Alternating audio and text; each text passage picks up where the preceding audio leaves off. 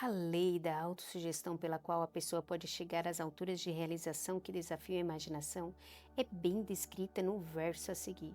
Observe as palavras que foram enfatizadas e você vai captar o significado profundo que o poeta tinha em mente. Se você pensa que está derrotado, você é um derrotado. Se você pensa que não ousa, você não ousa. Se você gosta de vencer, mas pensa que não consegue, é quase certo que não vai conseguir. Se você pensa que vai perder, já está perdido.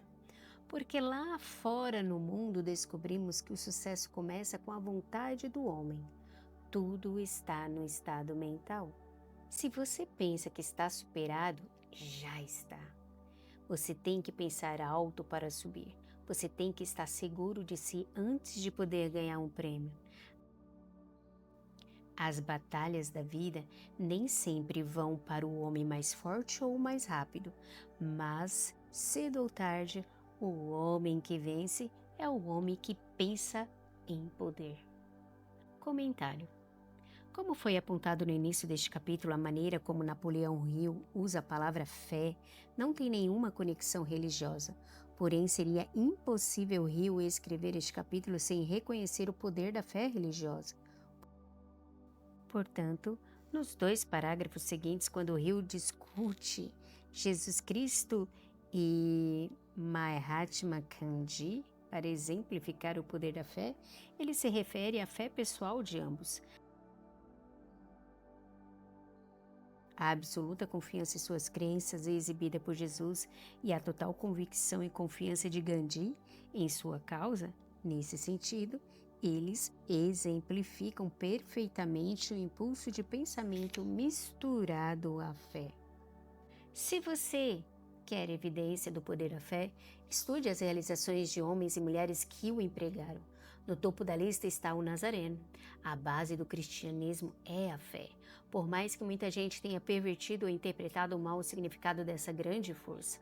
Assumem a substância dos ensinamentos e das realizações de Cristo, que podem ter sido interpretadas como milagres, não eram nada mais ou menos que fé. Se existem tais fenômenos chamados de milagres, eles são produzidos apenas pelo estado mental conhecido como fé. Considere Gandhi da Índia, um dos mais impressionantes exemplos das possibilidades da fé. Gandhi exibiu mais poder potencial que qualquer homem vivo em seu tempo. Ele tinha esse poder apesar de não desfrutar de nenhuma das ferramentas ortodoxas de poder, como dinheiro, navios de batalha, soldados e equipamentos de guerra. Gandhi não tinha dinheiro, não tinha casa, não tinha malas de roupa, mas tinha poder. E como obteve esse poder?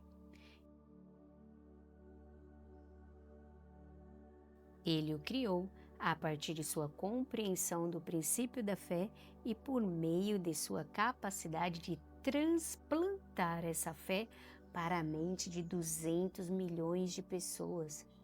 Gandhi realizou a impressionante façanha de influenciar 200 milhões de mentes a se fundirem e se moverem em uníssono como uma só mente. Que outra força na Terra além da fé seria capaz de tanto? Como uma ideia construiu uma fortuna. Comentário.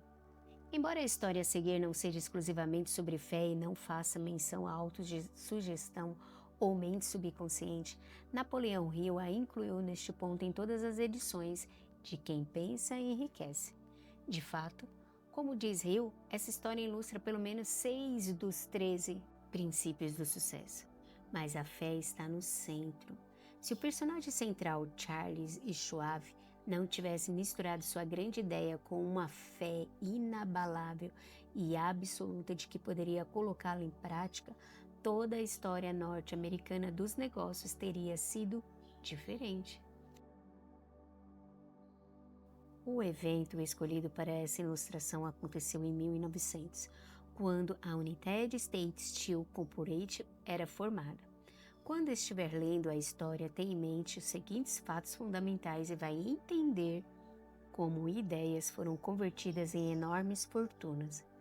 Primeiro, a United States Steel Corporation nasceu na mente de Charles Schwab na forma de uma ideia que ele criou com sua imaginação. Segundo, ele misturou fé a essa ideia. Terceiro, ele formulou um plano para transportar sua ideia para a realidade física e financeira. Quarto, ele pôs seu plano em ação com seu famoso discurso na Universidade Club.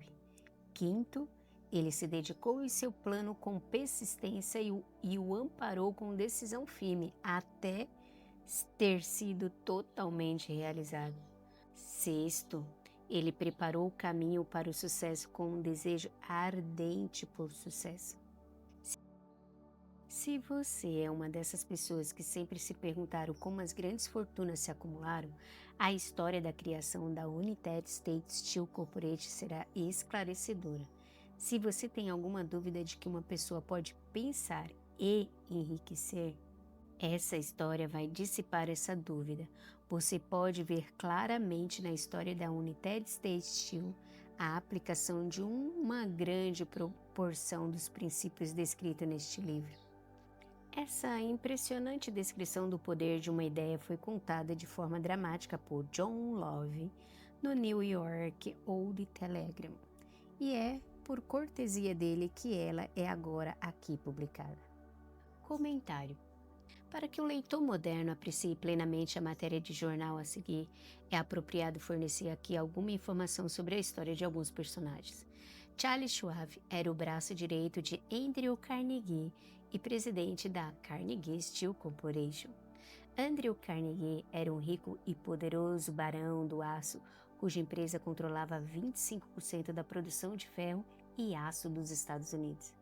J.P. Morgan era um rico e poderoso banqueiro de Wall Street, cuja empresa havia financiado muitas das grandes indústrias norte-americanas no início do século XX. Tudo o que o leitor precisa saber sobre os outros homens mencionados na história é que, no começo do século XX, finanças, negócios e indústria eram dominados por algumas centenas de homens, muitos dos quais haviam acumulado grandes fortunas por meio de alguma conexão com as ferrovias que haviam sido abertas no país. Essas pessoas eram bem conhecidas pelos leitores da New York Old Telegram por sua influência financeira, e isso cria o cenário para o seguinte artigo de jornal, que não é só uma história fascinante sobre o poder da fé em uma ideia, mas também um exemplo maravilhoso do estilo de redação irreverente usado por muitos jornalistas daquela época. Um belo discurso pós-jantar por 1 bilhão. Quando, na noite de 12 de dezembro de 1900, cerca de 80 representantes da nobreza financeira do país se reuniram no salão de banquetes do University Club, na Quinta Avenida, para homenagear um jovem do Oeste. Nem meia dúzia dos convidados perceberam que testemunhavam o mais significante episódio da história indústria americana. Edward Simmons e Charles Stewart Smith, com um peito cheio de gratidão pela exuberante hospitalidade com que foram recebidos por Charles e Schwab, durante uma visita recente a Pittsburgh, haviam organizado o jantar para apresentar o Barão do Aço de 38 anos para a Sociedade Banqueira do Leste. Mas não esperavam que ele pisoteasse a convenção.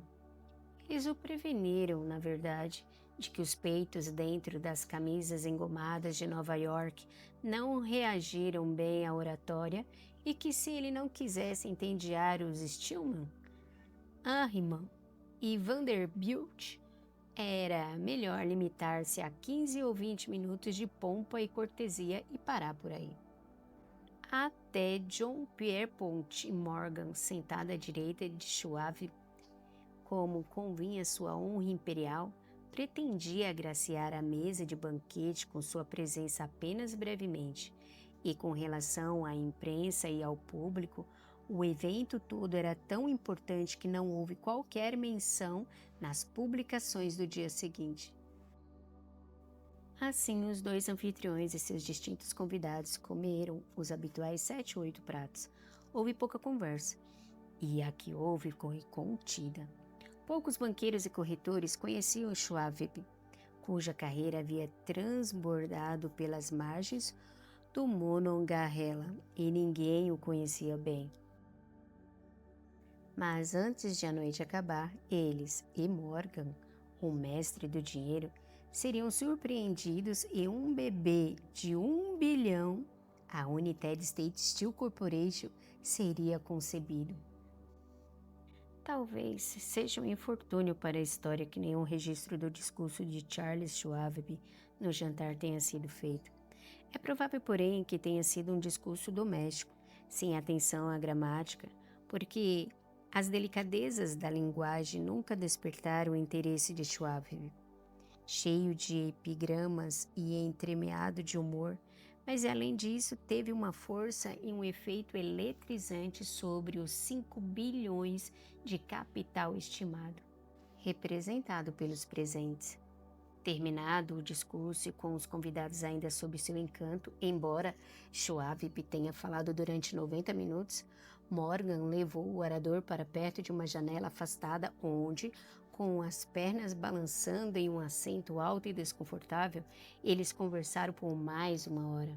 A magia da personalidade de Schwab havia sido lançada com toda a força, mas mais importante e duradouro foi o programa preciso e completo que ele havia exposto para o engrandecimento de Steele, ou da Steele. Muitos outros homens haviam tentado convencer Morgan a criar um truste do aço semelhante aos padrões das combinações das indústrias de biscoito, arame e fios, açúcar, borracha, uísque, petróleo ou goma de mascar.